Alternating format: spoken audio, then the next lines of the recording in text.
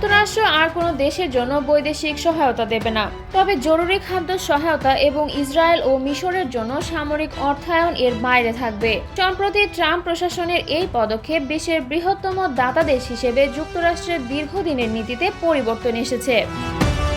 এখন পর্যন্ত 50 বছরের বেশি সময় ধরে মার্কিন যুক্তরাষ্ট্র বাংলাদেশকে জনস্বাস্থ্য, শিক্ষা, খাদ্য নিরাপত্তা, পরিবেশ ও অন্যান্য গুরুত্বপূর্ণ খাতে সহায়তা দিয়ে আসছে।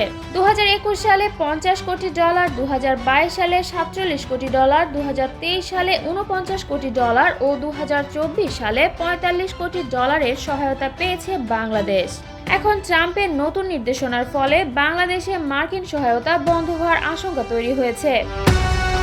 বিশেষ করে জনস্বাস্থ্য ও দুর্যোগ মোকাবিলা সহ বিভিন্ন প্রকল্পের ক্ষেত্রে স্বাস্থ্য খাতের PEFAR কর্মসূচি বন্ধ হওয়ার শঙ্কা রয়েছে।